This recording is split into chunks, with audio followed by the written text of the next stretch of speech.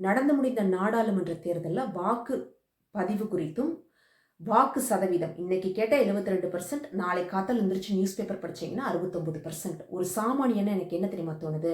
India வந்து நிலவுக்கு சந்திரன் அனுப்புது. அவ்வளோ பெரிய அட்வான்ஸ் டெக்னாலஜி கொண்ட ஒரு நாடு. ஒரு கிராமத்தில் எத்தனை பேர் இருக்காங்க, எத்தனை பேர் செத்து போயிட்டாங்க, இருக்கிறவங்களுக்கு எந்தெந்த வாக்குச்சாவடியில் போய் வாக்களிக்கணும் அப்படிங்கிற ஒரு லிஸ்ட் ரெடி பண்ண முடியுமா? பண்ண முடியாதா? பண்ண முடியும்னா ஏன் பண்ணல? இது யாரோட வேலை? அரசாங்கத்தோட வேலை. ஏன் அவங்க பண்ணல அப்படின்னா, இவங்க தானே மக்கள் தானே, நம்மளை என்ன கேட்ட முடியும் அப்படிங்கிற ஒரு அலட்சியமா அப்படிங்கிறது கேள்வியை நான் உங்ககிட்டயே விடுறேன். ரெண்டாவது பார்த்தீங்கன்னா, ஓட்டிங் மெஷின்ஸ். இந்த ஓட்டிங் மிஷினை கண்டுபிடிச்ச ஜப்பான் கூட வாக்குச்சீட்டு முறையில் தான் வாக்களிச்சிட்டு இருக்காங்க. வளர்ந்த எல்லா நாடுகளிலுமே வாக்குச்சீட்டு முறை தான். காலையிலேருந்து சாயந்தரம் வரைக்கும் எலெக்ஷன் நடக்கும்.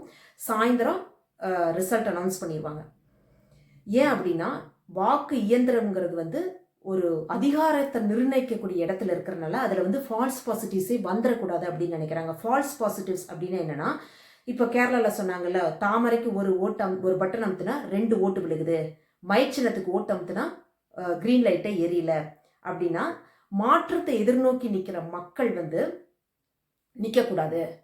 அவங்க யார் முடிவு பண்ணுறாங்களோ, அந்த மெஷினை கண்ட்ரோலில் இருக்கவங்க யார் முடிவு பண்ணுறாங்களோ அவங்க தான் வந்து இந்த ஆட்சிக்கு வரணும் அப்படின்னா, இது என்ன ஜனநாயகம் அப்படிங்கிற கேள்வி எனக்கு தோணுது. உங்களோட கருத்து என்ன அப்படிங்கிறத பதிவு பண்ணுங்க.